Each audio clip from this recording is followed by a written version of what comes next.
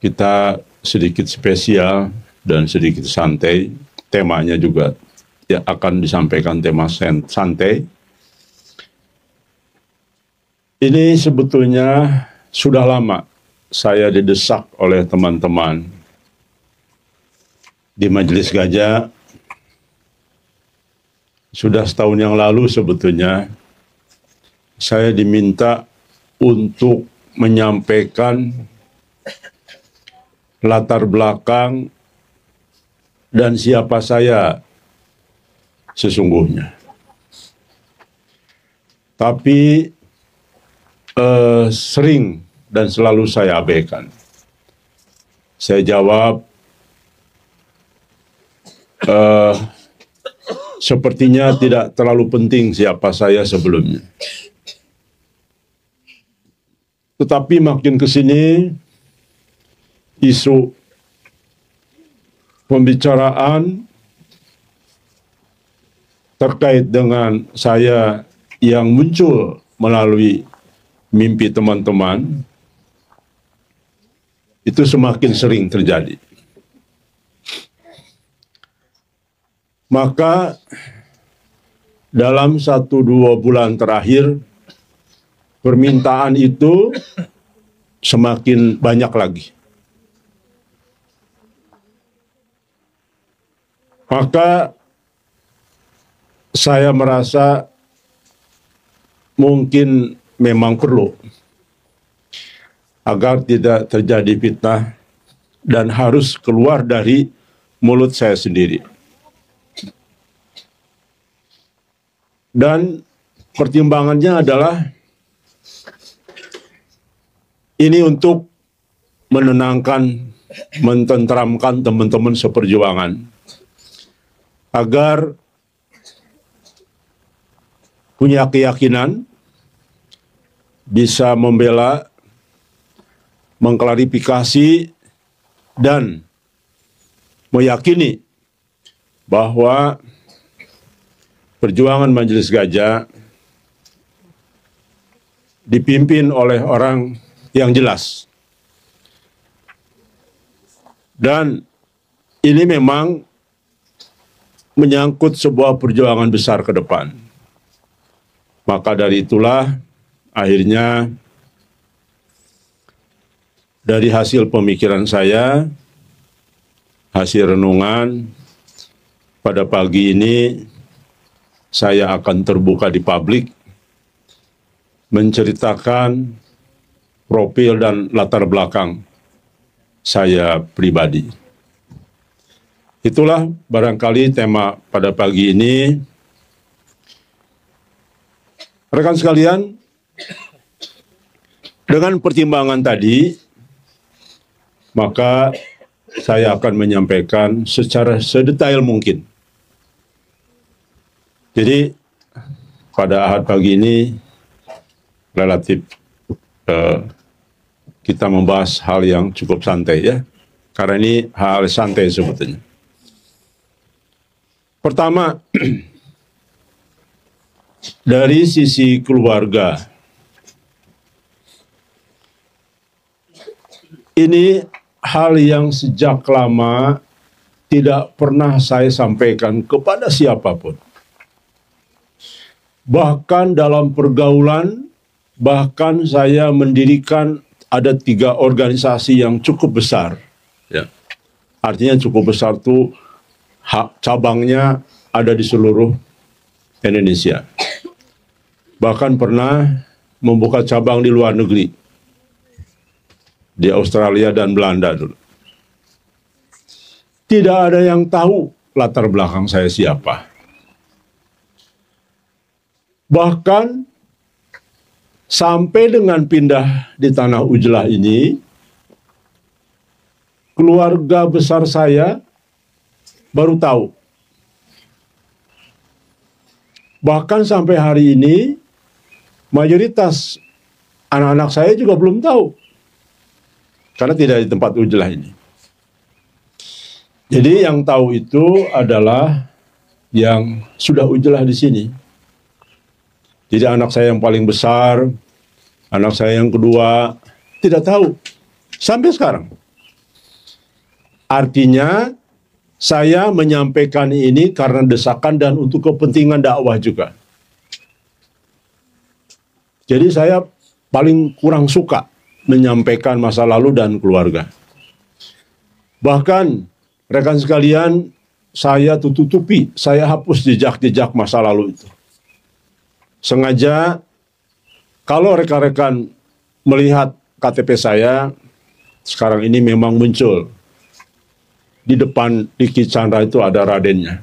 Dan itu pernah saya hapus di dalam KTP saya. Baik.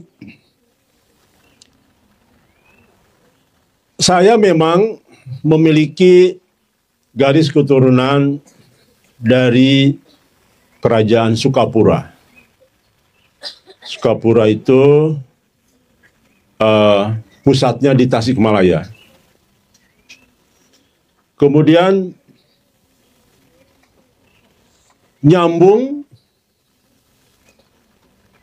kepada Kerajaan Mataram. Jadi melalui Raden Mas Jolang atau disebut Prabu Hanyokrowati. Kemudian berputra Kusuma Diningrat atau lebih umum disebut dengan Dago Jawa. Di Kerajaan Mataram itu ada kurang lebih 7 ya kalau tidak salah. Nah, saya kalau tidak salah ya kurang lebihnya di turunan kedua itu di Kerajaan Mataram. Kemudian terus nyambung, nenek moyangnya adalah seseorang yang cukup dikenal di dalam penyebaran Islam, yaitu Syekh Jumadil Kubro. Jadi barangkali sampai di situ saja, kurang lebih dari silsilah lah. Atau juga dikenal dengan nama Syarif Hussein Jamaluddin Akbar. Jadi kalau rekan-rekan searching di Google, maka insya Allah ketemu Syekh Hussein Jumadil Akbar atau disebut lebih dikenal dengan Syekh Jumadil Kubro. Kurang lebih demikian latar belakang keluarga. Maka dari itulah di akte kelahiran saya ada Radennya. Dan ini sekali lagi saya itu tidak pernah cerita kepada siapapun, bahkan anak istri pun semuanya tidak ada yang tahu. Kecuali setelah ada EKTP dan anak-anak saya pun juga tahu setelah saya di tempat ujlah. Itu pun karena ada hubungan dengan konteks dakwah di sini. Sekali lagi, menyampaikan ini semua karena niat lillahi ta'ala, bukan karena ingin dilihat orang lain. Saya sudah sampaikan, justru saya menutup-nutupi. Bahkan di berbagai organisasi yang saya lahirkan sejak dulu. Rekan sekalian, itu latar belakang keluarga. Singkat saja, jadi intinya poin-poinnya saja. Pendidikan saya sempat mengenyam pendidikan S1 di bidang akuntansi dan S2-nya di bidang ekonomi makro. Alhamdulillah, saya juga di dalam pendidikan pernah di SMP menjadi wakil ketua OSIS, kemudian di SMU Bogor, Pakuan, itu menjadi ketua OSIS-nya di angkatan saya. Kemudian di kampus juga saya menjadi wakil ketua senat. Jadi memang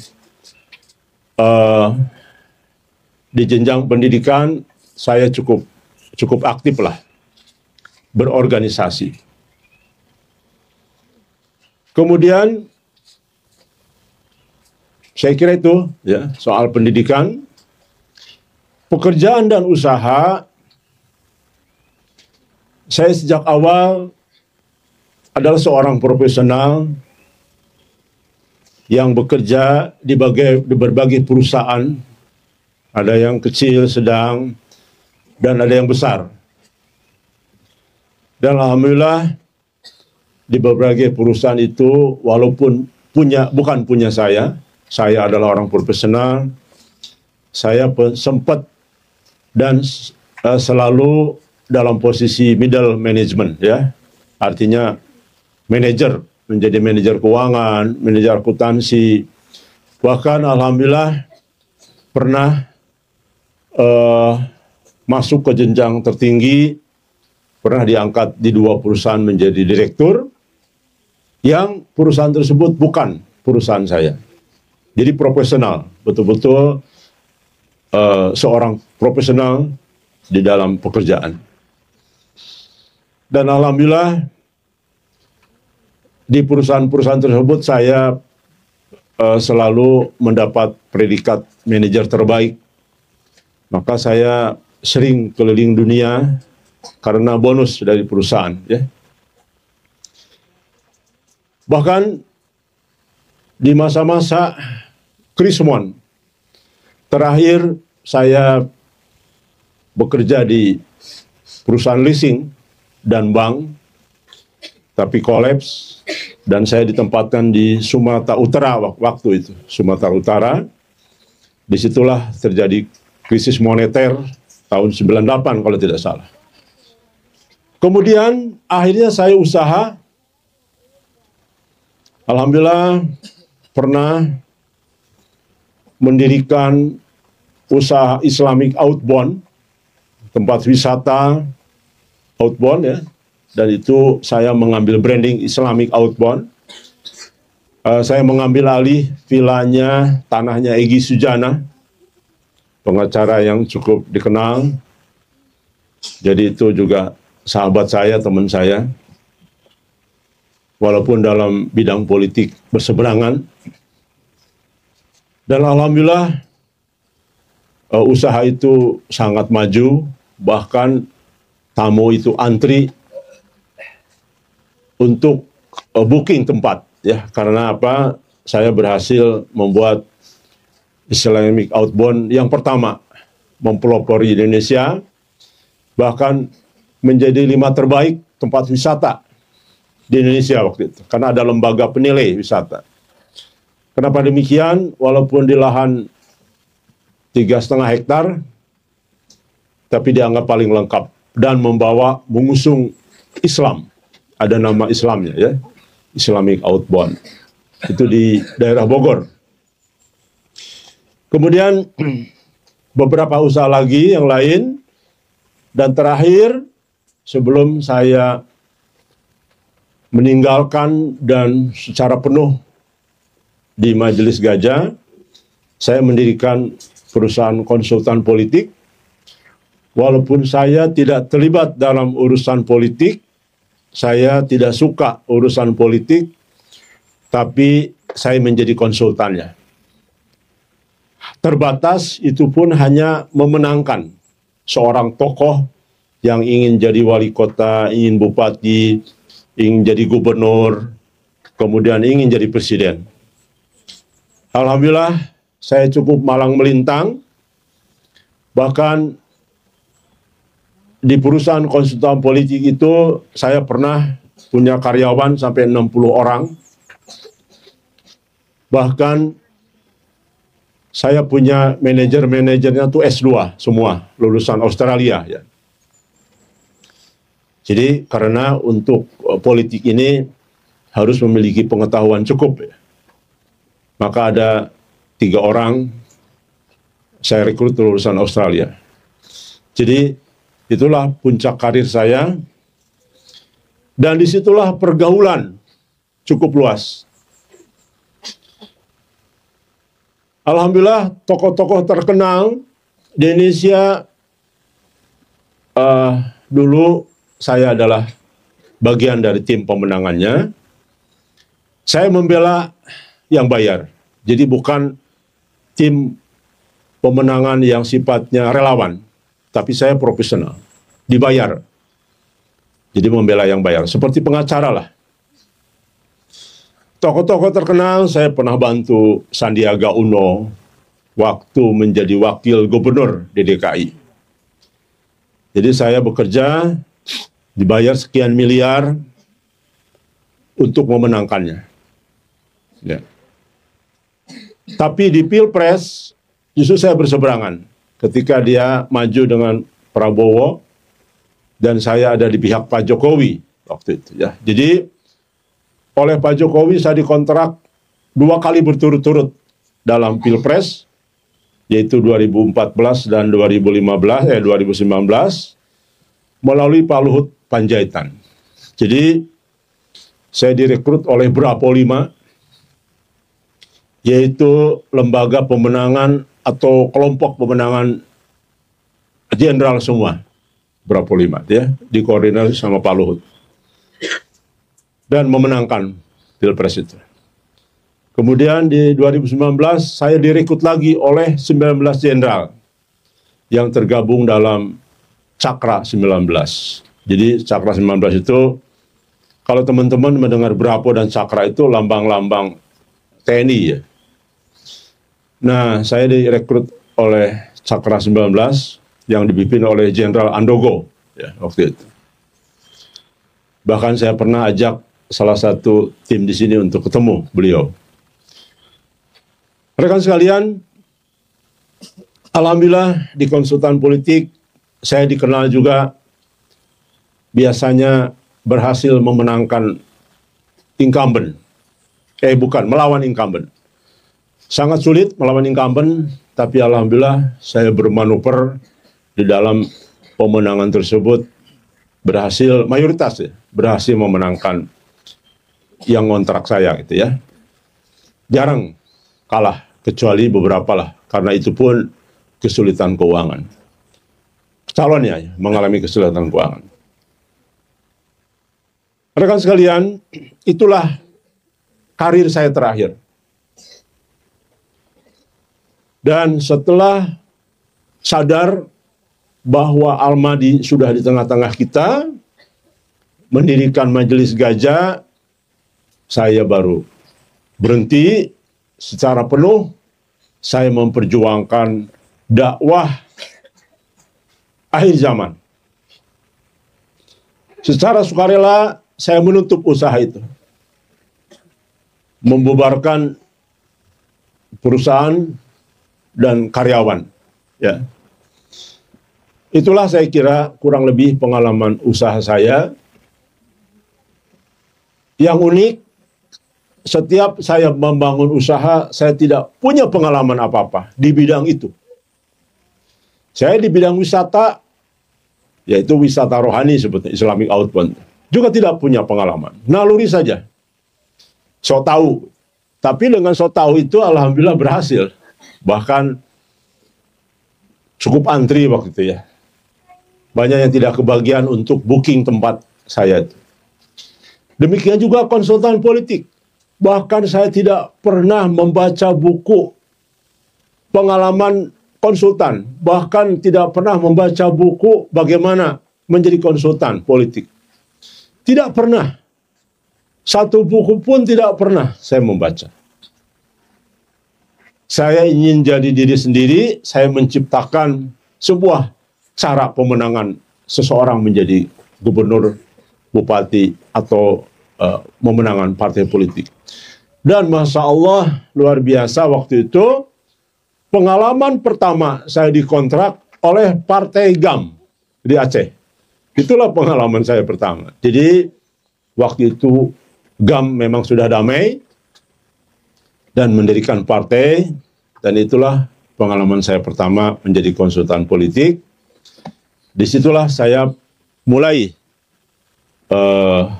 namanya dikenal. Kemudian di organisasi, rekan sekalian, alhamdulillah saya pernah mendirikan sebelumnya, murni dari nol, saya sendiri yang mendirikan. Pertama, lembaga Arimatea, yaitu dakwah khusus kepada non-muslim. Arimatea itu singkatan sebetulnya, advokasi, rehabilitasi, imunisasi akidah, terpadu, efektif, dan aktual. Ada hubungan dengan akidah. Makanya ketika Majelis Gajah dilahirkan, Masya Allah, ini masih ada irisan dengan tauhid dan akidah. Ini khusus misinya ke non-muslim dan menampung para mu'alaf untuk dididik menjadi seorang muslim, kemudian kita salurkan bekerja, berkegiatan kepada yang mereka inginkan. Itu saya kira ya. Alhamdulillah berkat Arimatea lah saya juga keliling dunia. Karena saya diundang ke beberapa negara Eropa, ke Australia, ke Singapura, Malaysia, dan sebagainya. Karena waktu itu nama Arimatea melambung berkat produk PCD-nya. Saya dulu punya inisiatif dakwah ini harus menyebar. Dulu belum ada YouTube, dulu belum ada WhatsApp, sosial media belum ada dulu, ya. Jadi dulu melalui piringan DPD dan PCD. Dan ternyata itu menyebar ke banyak negara, ya. Diterjemahkan ke dalam berbagai bahasa karena dianggap bagus. Disitulah saya dan Arimatea dikenal. Mungkin teman-teman masih kecil-kecil ya, belum paham. Dan saya diundang, alhamdulillah, ya. Saya keliling dunia itu banyak gratisnya. Dulu waktu kerja di usaha, kerja karena dapat hadiah. Ya. Kemudian keliling dunia lagi karena diundang oleh berbagai lembaga, baik di Australia, ya. Dan diundangnya tidak sebentar, 1 bulan di kontraknya, untuk keliling dari masjid ke masjid di Australia misalkan. Ya, alhamdulillah pulang-pulang bawa dolar ya, banyak. Kemudian juga ke Eropa.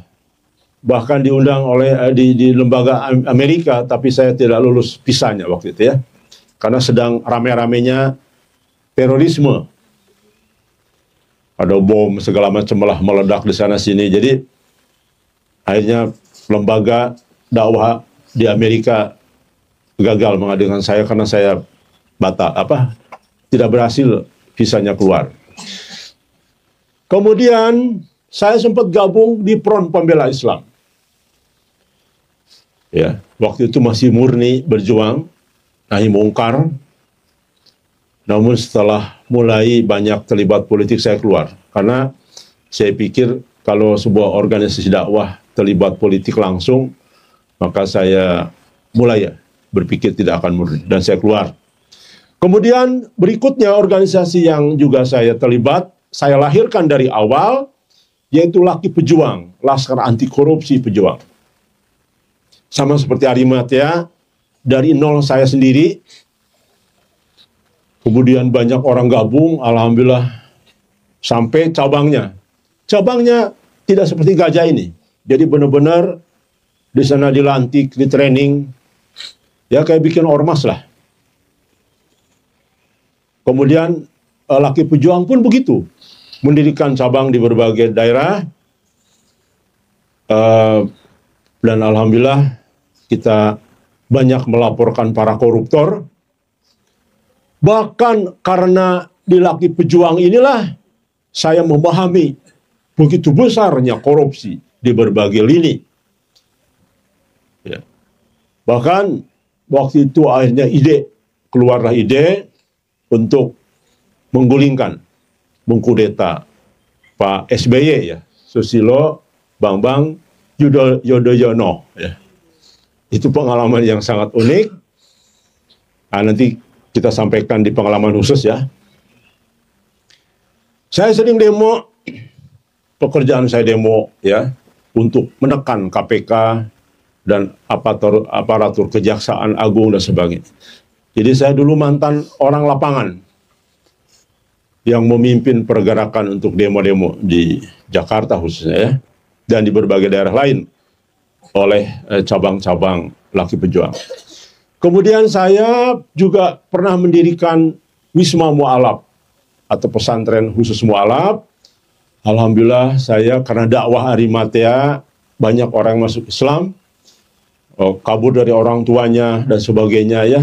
Karena biasanya ada tekanan, ada siksaan ketika masuk Islam. Dan saya tampung, alhamdulillah akhirnya Dompet Duafa, lembaga zakat ya, itu menggelontorkan dana kepada Arimatea, kurang lebih 900 juta waktu itu ya. 30-40 tahun yang lalu itu. Kemudian, jadi saya punya pengalaman lah, berurusan dengan mu'alaf, bagaimana mendidik mereka, dan sebagainya. Kemudian, saya juga pernah mendirikan pesantren khusus untuk orang tua. Masya Allah. Jadi, ketika saya mendirikan Islamic Outbound, di sampingnya itu kan ada masjid besar. Egy Sujana bikin masjid. Dapat sumbangan dari mana ya? Nah, sekaligus saya manfaatkan juga mendirikan pesantren lansia, orang tua. Jadi begini-begini pun pernah menjadi pendiri pesantren. Dan khusus untuk orang tua. Saya memang senang mencari terobosan-terobosan baru. Saya bukan berjiwa follower atau mengikuti orang. Tapi saya, alhamdulillah, muridnya banyak. Dan bahkan uniknya, banyak yang tidak mau pulang. Padahal pondok pesantren itu programnya 3 bulan, 6 bulan. Ya. Jadi banyak orang tuanya yang, anak-anak yang masukin orang tua. Supaya husnul khotimah ya. Dan uniknya banyak yang nggak mau pulang. Pokoknya saya mau mati di sini, saya mau mati dengan Kang Diki katanya. Karena mungkin, ya itu tadi, mulai merasakan ibadah ya, yang khusyuk, kemudian menyadari sering nangis. Jadi saya tuh kadang-kadang malam-malam saya bangunin semua ya, jam 12 malam tahajud, kemudian kita bermuhasabah. Bermuhasabah itu semuanya seperti saya suruh tidur semua ya, bapak-bapak, ibu-ibu tidur, kemudian kasih kain kapan, ditutup semua. Kemudian berdoa, wah bermuhasabah dengan suara-suara yang ya kepada Allah. Nangis semua. Ingat dosa, nangis, cegugukan semua. Seperti mayat semua, tapi pada nangis semua. Bagaimana kita di neraka nanti dan sebagainya. Bagaimana, Masya Allah, saya sendiri juga sering nangis malah. Ada ustadznya, saya rekrut beberapa ustadz. Saya seperti biasa, saya tidak terjun langsung. Tapi setiap hari saya lihat ya, karena pesantrennya sebelah tempat Islamic Outbound itu. Jadi begini-begini juga pernah mendirikan pesantren ya. Tapi karena ada permasalahan dengan Egy Sujana yang saya anggap tidak sportif ya, maka saya akhirnya mengambil dengan adanya Pak Prabowo Hasim ya, dan dengan Prabowo ya, tapi bukan dengan Prabowo langsung yang sekarang jadi calon presiden, tapi dengan tim usahanya di Pisuasa. Akhirnya saya ngambil Gunung Pancar, saya pindah, disitulah saya membuat arena perang airsoft gun. Jadi gini-gini juga, alhamdulillah saya senang dengan perang-perangan ya. Dan itu menurut para penggemar airsoft gun lapangan terbaik, karena saya memang membuat arena di Gunung Pancar Bogor ya, Itu mirip arena perang seperti tentara beneran. Jadi alhamdulillah. Baik, kurang lebih demikian dikaitkan dengan poin organisasi. Kemudian pengalaman khusus ini. Rekan sekalian yang ada di rumah, saya memang punya pengalaman unik yang barangkali tidak standar. Dan saya tidak tahu kenapa saya harus mengalami hal-hal seperti itu. Pertama, entah kenapa dalam hidup saya sudah tidak terhitung saya berantem. Berantem bakbuk, benar-benar bakbuk. Bukan hanya teriak-teriak atau hanya saling saling mengancam. Tapi betul-betul berantem betul-betul. Ya. Keluarga besar saya tahu semua, saya tukang berantem. Tapi alhamdulillah berantem yang baik. Kok ada berantem baik? Kira-kira bisa nggak? Kurang lebih demikian. Jadi, saya tidak mau mengalah kepada hal-hal yang sifatnya nggak benar. Itu. Contohlah. Ya. Teman saya, waktu SMA, itu suka dipalak. Saya kan ketua OSIS, lapor. Di situ tuh dipalak terus saya katanya. Jadi ya pernah ya didorong-dorong lah dipalak-palak. Nah itu darah saya mendidih. Saya samperin itu. Jadi bahkan ada beberapa orang waktu itu lagi nongkrong. Ya mau malak-malak begitulah. Zaman dulu kan suka palak-palak ya. Terus saya langsung tonjokin. Ini yang malak-malak tuh. Berantem saya. Dikeroyok. Tapi alhamdulillah kabur semua itu. Nah, kemudian contohlah di jalan tol. Saya berkali-kali itu berantem di jalan tol, macet sampai total. Kenapa? Karena saya tidak mau melihat ya begitulah keanehan orang. Misalkan udah tahu macet jalan, ini pakai apa? Teroboh itu apa? Oh iya, teroboh ya namanya ya. Udah begitu nyelip-nyelip. Loh, ini gimana sih? Sudah macet, ini gimana nih? Polisi bukan, saya lihat platnya hitam begitu. Nah, akhirnya saya suruh supir saya pepet. Udah jangan dikasih jalan. Kalau yang lain kan ngasih jalan, saya bilang enggak. Mau dia tentara, polisi, saya bilang enggak peduli. Ini apaan, saya bilang. Terus. Akhirnya saya berhenti, saya turun. Saya nggak ngeliat orangnya siapa di dalam. Berapa orang nggak. Saya tonjokin kacanya. Akhirnya dia buka pintu. Saya bilang buka. Kalau nggak nih, saya udah bawa bersihkan. Kalau nggak, pecahin kacanya. Dibuka, saya tonjok langsung. Nah, begitulah. Entah kenapa saya ditarikan seperti itu. Jadi, berantemnya itu melihat kezaliman orang. Pernah ada orang kecopetan, ya. Orang lain itu bawa pisau tuh, copetnya itu. Teriak-teriak, nggak ada yang mau bela. Saya nyamperin, langsung saya pajar. Jadi, berantemnya itu berantem baik. Jadi bukan saya preman, tapi justru di pihak yang baik. Nah itu, ya, pengalaman khusus saya. Bahkan sampai saya punya anak, ya, usia masih kecil lah, dan istri saya lagi mengandung juga, jadi mau 2, masih berantem. Tapi itulah pengalaman yang saya juga tidak memahami kok pengalaman saya ini berantem, ya. Dan di keluarga besar itu udah terkenal lah. Kalau teman-teman nanti ketemu keluarga saya, tanya saja. Pokoknya Diki itu terkenal 2, 3 ya. Di keluarga besar ya, tukang berantem dan yang poligami, itu aja. Dan ya cukup sukses dalam usaha gitu ya. Jadi di keluarga besar itu yang dikenal. Jadi selalu ada tukang berantem, ya. Karena keluarga besar saya dari nenek moyang tuh hanya saya yang nggak tahu ya ke atasnya barangkali ya saya tidak paham. Tapi minimal keluarga yang saya kenal sampai kakek itu hanya saya yang poligami.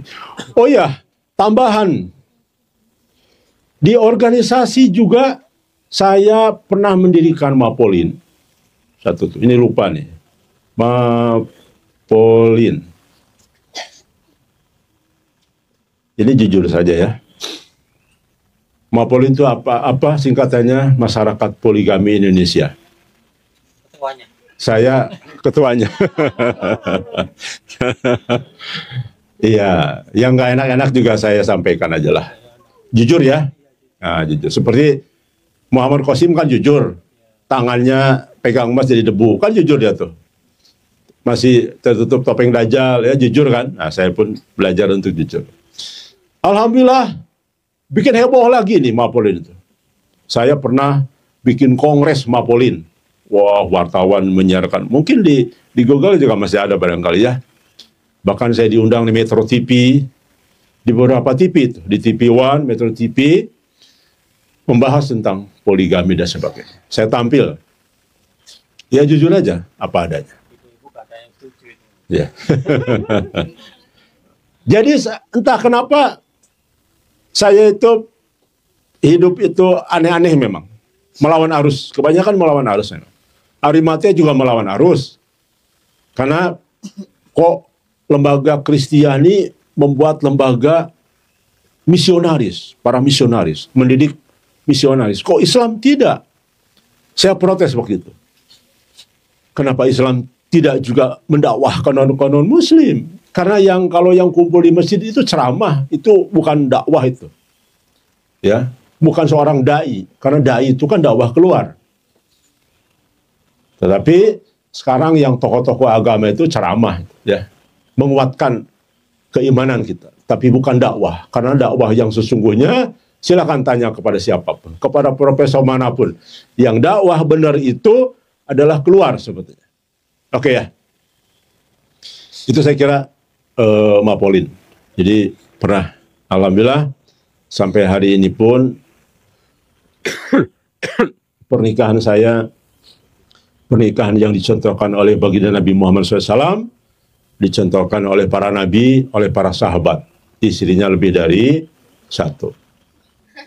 Ya, lebih dari satu. Bahkan saya sempat bertanya, ya sering diskusi lah sama teman-teman.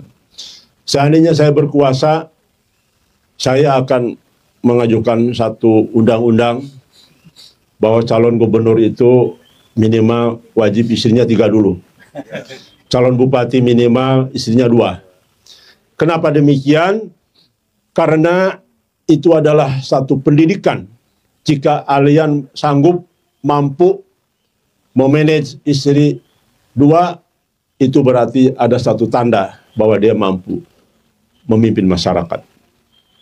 Ya, karena memimpin istri 2 itu lebih sulit daripada memimpin 1000 masyarakat. Punya kemampuan itu. Makanya banyak orang bilang, ibu-ibu mudah-mudahan Kang Diki nggak berkuasa katanya. Masya Allah. Ya itu pengalaman khusus saya.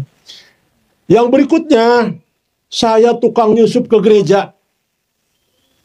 Nah ini pengalaman khusus. Saya sudah biasa nyusup ke gereja itu. Ingin mendalami, ingin mengetahui, ingin menyelidiki kenapa ada banyak orang Islam yang murtad ke Kristen waktu itu ya.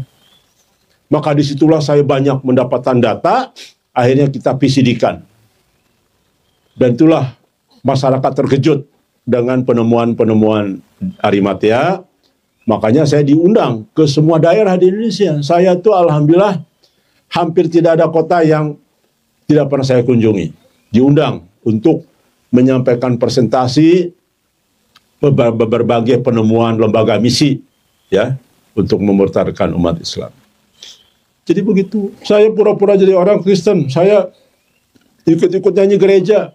Ikut. Begitulah jiwa saya tidak mengenal takut. Arimatea itu silahkan kepada teman-teman Arimatea ya, yang teman-teman tahu. Yusuf sering. Dan saya pura-pura jadi Kristen. Saya ditemani 1-2 orang. Tapi yang lain nggak pada berani, takut. Tapi saya menghilangkan takut itu karena ingin mengungkap ketidakberesan di dalam lembaga dakwah. Ya, artinya kenapa orang bisa banyak yang murtad ke Kristen waktu itu. Oke, yang berikutnya, saya pernah melakukan operasi penculikan. Tapi penculikan baik. Sama seperti tadi berantem, baik, tapi juga menculik baik. Rekan sekalian, dulu banyak aliran sesat.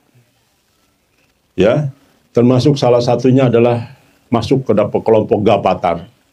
Gapatar ini dipimpin oleh Ahmad Musaddiq, yaitu CS temannya pemimpin Al Zaitun, Panji Gumilang. Pecah kongsi NII KW 9 ya, kemudian mendirikan Gapatar.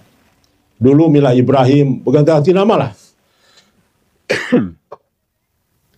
Nah, karena saya dulu instruktur intelijen Muslim, nah begini-begini juga, jelek-jelek begini juga, saya pernah mentraining banyak para aktivis di Indonesia di dalam bidang intelijen Muslim. Biasanya latihan 3 hari 2 malam. Bukan untuk menjadi intelijen, bukan. Tapi mendidik umat Islam untuk tidak terjebak jebakan-jebakan intelijen. Ya. Permainan-permainan intelijen, saya buka banyak seperti itulah sebagainya. Dari mana saya punya pengalaman? Yaitu tadi. Yang berikutnya nih, saya pernah menangkap banyak jaringan CIA. Ya, apa-apa nih, CIA dengar juga masalah. Karena dulu juga terbuka ini. Akhirnya beberapa TV tahu bahwa saya nyulikin CIA kan. Akhirnya sampai sempat yang heboh itu dulu nangkep CIA yang nyusup di ini Ustaz Abu Bakar Basir apa dulu ya, MMI, pernah dengar? Majelis Mujahidin Indonesia. Itu jaringan yang nyusup sana, kemudian kita bongkar. Alhamdulillah akhirnya betul dari orang Kristen, seorang misionaris nyusup ke Ustaz Abu Bakar Basir. Kemudian akhirnya mereka MMB lapor ke polisi dan media. Akhirnya ramai kan. Padahal dulu silent. Saya tidak mau itu terungkap. Karena membahayakan kita kan. Tapi keburu terungkap. Banyak media menyampaikan. Bahkan akhirnya saya di live secara jarak jauh. Tapi saya akhirnya disuruh datang juga ke Metro TV. Menjelaskan ini semua. Itu ya. Jadi ini pengalaman luar biasa loh. Puncaknya yang aneh dari saya adalah tadi. Menangkap banyak jaringan CIA di Indonesia. Bayangin, saya berhadapan dengan CIA. Tapi saya lakukan, saya tidak takut. Nggak tahu kenapa, saya itu tadi. Orang bilang, Pak Diki ini urat takutnya udah putus gitu ya. Jadi heboh dulu, sempat heboh kalau teman-teman nih seangkatan saya nih heboh ya. Bahkan kemarin ada wartawan di sini akhirnya tahu tentang Arimatea dan dia ingat, oh iya Kang Diki dan sebagainya. Oke ya. Dan dia udah usia 60-an lebih kan. Jadi dia tahu tentang ini. Oke. Saya juga berhadapan dengan NII KW 9. Bayangkan ya. Bukan NII KW 1 sampai 7 apa ya. Tapi ini kan bikin sendiri. Pecahan dari NII murni menjadi KW 9. Yang sekarang wujudnya di Indramayu, Pesantren Al Zaitun ya. Saya pernah menyusupkan juga orang ke sana. Pokoknya permainan saya itu permainan yang berbahaya sebenarnya. Saya juga nggak tahu kenapa kok saya terlibat dalam urusan-urusan yang berbahaya ya. Itulah saya mungkin jiwanya sudah begitu. Menantang maut. Kemudian bahkan saya pernah melakukan operasi pembebasan seorang mualaf yang ditahan di rumah sakit gila, khusus pengobatan orang Kristen. Ya. Itu juga sangat amat luar biasa lah. Kayak operasi Mission Impossible. Wah, itu juga cukup unik dan sukses ya. Bagaimana kita masuk ke rumah sakit tanpa tahu, akhirnya bisa membebaskan dengan cara dramatis ya. Luar biasa lah, pokoknya ini panjang juga nih ceritanya. Tapi itulah saya, dan nolong saja, nggak ada. Seluruh kegiatan organisasi ini saya nolong aja, nggak ada komersial. Ya, jadi contohlah ibu-ibu Aceh nih, ini ada Mas Jul ya. Banyak tuh korban Aceh dulu masuk Gapatar. Nelpon saya, Ustadz, saya dulu panggil Ustadz, tolong anak saya lagi kuliah. Itu hilang Ustadz. Dan menipu saya terus gitu. Minta uang terus untuk kuliah, padahal enggak ternyata. Masuk Gapatar. Tolong bantu saya, carikan anak saya. Pokoknya operasinya saya yang nanggung, keluarga-keluarga. Banyak yang dari Aceh tuh. Baik Bu, saya bilang. Dah Ibu tidak usah berpikir biaya, saya cuma sewakan mobil saja. Terus untuk nginap teman-teman, untuk mengintai sebagainya lah. Ya udah, saya ditransfer sekian, perlunya sekian, ini kurang lebih Bu. Operasi intelijen, nangkep. Wah, alhamdulillah, belasan itu dapat. Dibawa pakai darat, ya. Bayangin, katakanlah dari Palembang nih, kita bawa ke pesantren di Jogja. Itu pesantrennya kita siapkan. Ini teman-teman Arimatia tahu persis semua. Jadi ada pesantren punya Arimatia juga, teman Arimatia. Itu di Gunung Sindur, di Jogja ya, di Bantul. Kita bikin kamar-kamar khusus penjara, dibikin penjara lah kamarnya. Ya itu masukin situ. Kita brainwashing lagi ya. Kita brainwashing lagi pemikiran yang sesatnya dikembalikan. Dididik, yang milih penjara aja. Udah gitu, setelah sadar, kita datangkan orang tuanya, dijemput. Ya, penangis-nangis segala macam ya. Akhirnya kembali ke Aceh. Begitulah kurang lebih pengalaman saya di dalam konteks operasi-operasi penculikan ya. Jadi sudah biasa itu. Alhamdulillah, saya banyak tadi sudah disampaikan dakwah ke luar negeri, baik ke Indonesia di seluruh daerah dan juga ke banyak negara. Bahkan saya punya pengalaman membuat film loh. Alhamdulillah, filmnya Eropa menuju Islam. Bahkan film profesional. Jadi ke Eropa itu saya manfaatkan sekaligus untuk membuat film. Dulu kameranya kan kamera besar. Saya merangkap, ya. Jadi sutradara juga, merangkap kameramen juga. Pokoknya nggak pernah belajar teori film. Ya, tapi alhamdulillah akhirnya saya keliling Belanda, wawancara para mualaf, gereja yang dijual menjadi masjid. Pokoknya investigasi lah. Jadilah film dokumenter.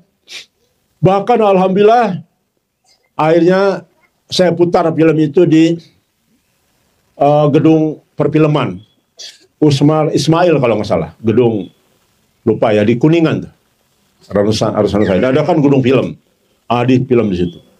Tiketnya 50.000. Laku, penuh. Tiket 50.000 30 tahun yang lalu sama dengan mungkin 500.000 sekarang ya. Tapi penuh, alhamdulillah. Tiketnya habis. Karena saya masukin ke 21 dulu ya. Nggak mau, karena ini waduh, ini menjelekkan Kristen lah dan sebagainya. Akhirnya saya putar sendiri.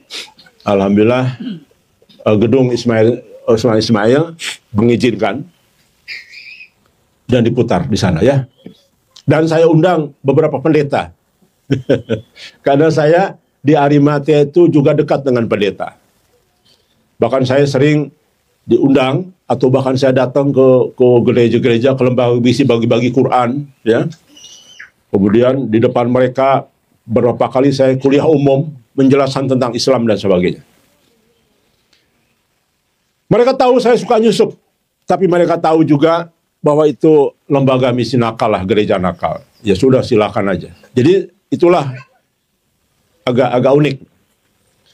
Rekan sekalian, saya juga banyak mengenal tempat maksiat, ya, karena saya memang ingin menyelidiki, ingin menginvestigasi, ya baik ada hubungan dengan EPI maupun ya inisiatif sendirilah. Saya juga pernah berurusan dengan hukum, bahkan sering, yang sampai dengan pengadilan. Itu urusan dengan Ibu Irene Handono, ya, mualaf itu. Pernah dengar? Bahkan saya pernah heboh bermubahalah. Disaksikan oleh MUI, disaksikan oleh ribuan orang. Penuh di kota Bandung gitu ya. Diundang karena MUI yang mengadakan resmi. Itu banyak wartawan juga dan sebagainya. Jadi ada di YouTube itu, masih saya lihat, nggak tahu yang upload siapa. Bahkan banyak. Jadi ketik saja mubahalah Irene dan Diki Chandra. Ada itu ya. Waktu itu saya masih muda, masih ganteng. Masih ganteng. Tapi sekarang juga ganteng ya? Ya masih. Oh masih? Oh masih muda. Dan masuk ke kasus hukum. Saya pernah sidang. Waduh, pokoknya mengalami sidang. Bagaimana sidang itu? Dan selama hampir 6 bulan ya. Dan alhamdulillah saya diputuskan di penjara selama 6 bulan, dipotong tahanan luar 3 bulan, tapi saya nunggu-nunggu kapan saya diambil nih untuk masuk penjara. Enggak juga, ngilang begitu aja, enggak tahu kenapa ini. Saya juga sudah pamitan dengan keluarga, saya bilang nggak apa-apa lah di penjara 3 bulan. Saya malah pengen tahu juga kayak apa sih penjara itu ya. Tapi nggak tahu, ditunggu-tunggu kok nggak ada yang jemput. Ngilang begitu saja, nggak jadi ya. Padahal waktu itu mertua sama anak sudah nangis-nangis. Saya bilang nggak usah nangis, orang sayang mau, pengen merasakan apa itu. Tapi saya bilang jangan lama-lama. Kalau bertahun-tahun ya susah juga kan. Kalau 3 bulan ya nggak apa-apa. Kita ingin tahu. Kurang lebih demikian rekan sekalian. Yang berikutnya, saya memang penggemar olahraga juga ya. Saya dari mahasiswa itu pelatih karate. Karena saya ikut lem kari, saya alhamdulillah sampai dan 2. Jadi sudah bisa memukul benda-benda keras. Besi saya pukul, patah besinya. Tapi sekarang saya tangan yang patah. Karena sudah tidak dilatih lagi ya. Sudah 40 tahun, 30 tahun saya tidak pernah lagi latihan, sehingga lemah. Tapi saya pernah ikut tinju juga. Saya pernah ikut silat juga, tapi murni. Silat murni, tidak ada aneh-aneh, tidak mempan dibacok, enggak. Saya enggak suka itu. Saya pengen murni saja. Kurang lebih demikian, mengenai pengalaman mimpi yang ada hubungan dengan dakwah, saya hanya 2 kali mimpi yang sangat jelas, yang saya yakin ini mubasyirat ya. Yaitu ketemu Muhammad Qasim datang ke rumah saya 4 kali, berturut-turut dalam 1 malam.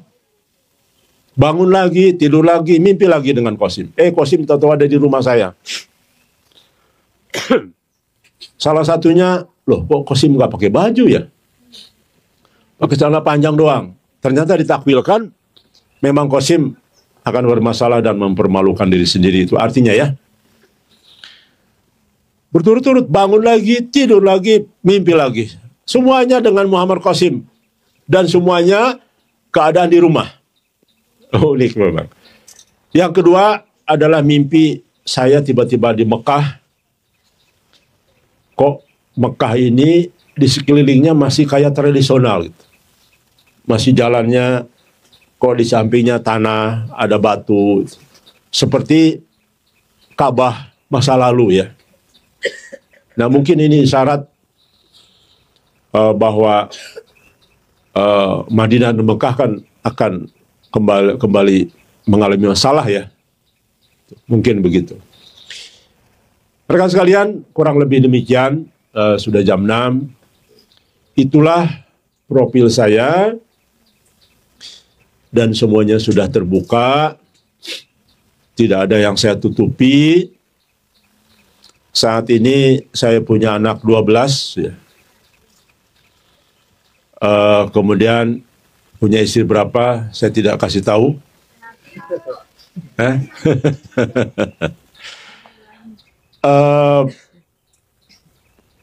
Ya intinya semualah sudah disampaikan, kurang lebih demikian ya. Kalau detail, waduh, ini memang pengalaman hidup saya penuh dengan dinamika. Saya pernah mengalami hal-hal yang luar biasa, bahkan kadang-kadang tidak masuk akal. Kisah hidup saya tidak masuk akal. Mungkin inilah barangkali, bahkan tadi, saya sedikit tambahkan ya. Saya pernah melakukan satu langkah untuk mengkudeta Pak SBY, biar dengar nggak apa-apa. Karena sudah masa lalu ya. Dan tidak jadi. Saya sudah membuat skenario luar biasa karena kebencian saya terhadap korupsi. Waktu itu bayangkan, dari mulai ketua umum, Demokrat, sekjennya, bendaharanya, kena korupsi semua. Sampai anak Pak SBY Ibas itu ya, korupsi juga. Kena korupsi juga lah pokoknya. Pokoknya jaringan Demokrat tuh hampir semua kena. Ada 7 atau 8 itu. Sampai siapa artis itu? Angle apa? Bukan. Sondak siapa? Angel Sondak. Kena juga kan penjara. Akhirnya kebencian saya memuncak. Saya entah kenapa punya keberanian. Ini pemerintah harus turun. Akhirnya saya membuat skenario ini, teman-teman sekalian ini. Ini bukan rahasia ya. Ini pengalaman unik. Saya kumpulkan banyak orang-orang, para aktivis, ya, dan silent tentu. Ini silent ya, nggak perlu saya cerita lah, silent. Akhirnya kita rapat dari masjid ke masjid. Saya bentuk tim. Gimana caranya mengkudeta? Yaitu saya bikin paku-paku khusus untuk memacetkan Jakarta. Kalau tidak salah 17 titik. Pokoknya pada saat jam pulang sekolah, kerja, macet total di mana-mana. Dan saya sudah bikin alat pelempar paku. Pakunya saya bikin tiga sudut. Jadi kalaupun lempar, tetap dia berdiri gitu ya. Ada 3 sudut. Gak tahu saya punya ide dari mana, nggak ngerti saya juga. Pokoknya begitu aja. Uji coba. Jadi alat itu 200 meter dari jarak jauh pakai remote. Pakunya menyebar ke jalan. Nah, itu skenario-nya begitu ya. Kenapa harus macet? Harus chaos memang. Dan itu adalah cara kudeta yang paling murah. Murah meriah. Cukup dengan remote, kotak pelempar paku. Gak apa-apa, ini didengar sama semua orang, gak apa-apa. Ini pengalaman Solo ya. Kemudian saya datang ke tokoh-tokoh. Tokoh-tokoh yang juga benci dan pergerakan anti korupsi juga. Alhamdulillah semuanya setuju loh. Saya juga kaget. Wah, ini berhasil nih dengan cara begini. Ya. Kenapa? Karena sebelum skenario itu, sebelum dipecahkan ban-ban di seluruh Jakarta supaya macet total, tidak bisa pulang ke rumah, akhirnya berhari-hari di situ ya. Saya sudah siapkan skenario di dekat DPR tuh kelompok-kelompok. Niatnya menduduki DPR. Sudah disiapkan mobil-mobil box makanan, skenario-nya begitu. Jadi ketika terjadi pemacetan di seluruh Jakarta, maka tim kita menguasai DPR dengan rangsum makanan, disiapkan ratusan mobil lah waktu itu ya, rencana begitu. Karena yang penting kan bisa makanan. Kita ambil alih DPR ya. Kemudian saya menghubungi beberapa pensiunan jenderal yang waktu itu sedang benci juga dengan Pak SBY ya. Kemudian puncak ke tokohnya Gus Solah Salahuddin Wahid, ya, kakaknya Gus Dur. Waktu itu juga dia benci dengan, saya ke rumahnya ngobrol. Saya sampaikan, Gus, waktu itu udah kenal saya, ya, karena beliau penasihat Wisma Mu'alaf juga. Jadi penasihat Wisma Mu'alaf beberapa tokoh. Gus, saya bilang, saya mau kudeta Pak SBY. Kaget dia. Kudeta, gimana caranya? Kudeta itu mahal, dia bilang. Enggak, Gus, murah meriah. Gimana caranya? Wah, saya telah bla. Yang mahal tuh nanti menyiapkan rangsum makanan di DPR untuk menguasai DPR. Karena bisa berhari-hari kan, berminggu-minggu. Masuk akal itu. Dia bilang, wah ini bagus juga idenya. Ini tidak sampai ada korban jiwa lah gitu ya. Kan biasanya kan kudeta pakai senjata kan. Berontak TNI, wah banyak yang mati. Ini enggak. Memacetkan Jakarta saja. Walaupun ada chaos nanti. Karena orang kelaparan di jalan nggak bisa pulang ke Bogor, ke Depok, jauh kan, jauh-jauh. Akhirnya ada Indomaret dirampok, apa udah biasalah itu nggak apa-apa. Namanya kudeta kan pasti ada risiko. Tapi minim. Wallahi teman-teman sekalian, demi Allah nih. Gus Solah, padahal tokohan, bersedia. Bayangin. Gus, nanti kalau kita sudah kewasi DPR, Gus nanti nginep di hotel yang dekat DPR ya. Nanti dijemput, Gus yang bicara dengan beberapa jenderal. Ya, bicara, nanti siapin TV live, ya, yang dikonekkan ke banyak TV nanti. Jadi kita sudah persiapkan tim yang nanti menghubungi TV supaya live ya. Sudah sedemikian matang rekan sekalian ya. Gus Solah mau. Luar biasa. Saya juga nggak tahu kok saya sampai ke situ ya. Perjuangan itu. Karena begitu kebencian dengan korupsi. Saya bahkan punya tim. Waktu itu. Bikin tim khusus untuk menculikin para koruptor, bayangkan. Mantan NI ya, bukan KW9, NI murni. Karena NI jangan lupa ada NI murni, ada ini KW9. Pecahannya. Saya rekrut belasan orang. Culikin para koruptor, pagi-paginya digantung di Monas di manalah. Tapi nggak digantung, dimatiin. Cuman di tali, sisain kolor, di situ digantung, saya koruptor. Gitu. Dipermalukan, dipoto-foto, dipermalukan saja. Sampai segitunya saya udah training lah beberapa kali. Tapi ternyata teman-teman dari mantan-mantan NI ini yang sudah pernah dipenjara juga mundur satu-satu. Kenapa? Ketika ditanya, Pak Diki, ini kan berbahaya nih, mempermalukan koruptor. Ini perlawannya tinggi nanti. Akan ada balas dendam dan sebagainya. Baik, Pak Diki ini siapa backupnya? Saya bilang nggak ada. Saya paling tinggi. Backupnya Allah Subhanahu Wa Taala. Saya gituin. Pada takut semua. Waduh. Jadi ini nggak ada orang kuat, nggak ada, saya bilang. Langsung Allah saja. Jadi, waduh, begini Pak Diki. Ini kan kita ini mayoritas pernah dipenjara lah. Ya. Mengalami lah susahnya penjara itu. Kalau nggak ada backup gimana nih? Harusnya orang kuat sekali di belakangnya. Nggak ada. Nah itu. Saya pernah sampai begitu loh. Dan pernah mau menggulingkan Pak SBY. Jadi kalau teman-teman dulu ya, yang sekarang sudah handphonenya kemana lah entah, itu senyum-senyum saja nih mendengarin nanti. Sampaikan di YouTube nggak apa-apa. Ya. Baik. Itulah pengalaman-pengalaman hidup saya yang memang selalu entah kenapa melawan arus dan berani mengambil risiko-risiko yang berat. Padahal saya kurang hidupnya cukup bahagia. Ya. Waktu mau menggulangkan SBY itu saya sedang jadi konsultan politik loh. Banyak duit, makanya saya bisa menggerakkan teman-teman. Karena bagaimanapun datang. Saya yang ngongkosin, kan? Saya yang konsumsi. Pokoknya saya yang biayai semua lah. Dan saya beli semua loh, nggak ada saya minta sumbangan sana sini.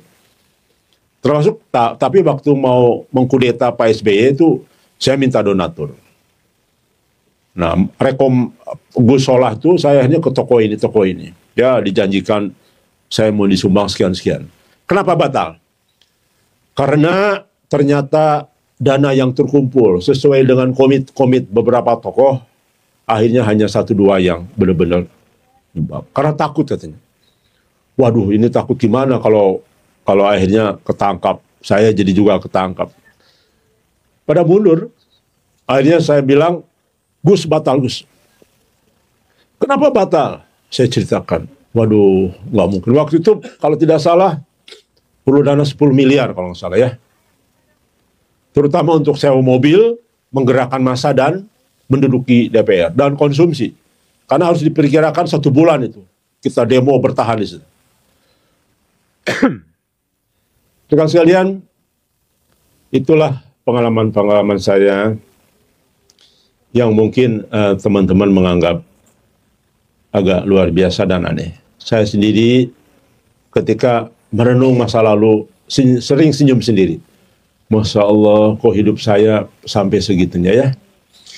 Pengalaman saya ya unik lah. Saya juga nggak tahu kok punya keberanian begitu. Saya juga nggak ngerti.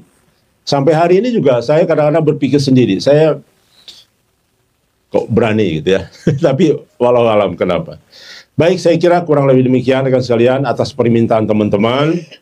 Dan selalu didesak saya untuk menyampaikan siapa saya. Karena saya sudah menjadi perhatian banyak orang. Apalagi ini perjuangan ke depan yang cukup berat. Maka wajarlah. Sebetulnya permintaan teman-teman wajar ya. Namun sayanya tidak ingin terbuka, saya masih tutupi, saya tidak ingin tahu. Nah sekarang insya Allah semua sudah jelas ya. Siapa saya sebelumnya, apa adanya, dan tidak ada satupun yang saya tambah, saya kurang. Itulah saya kurang lebih. Demikian saya kira.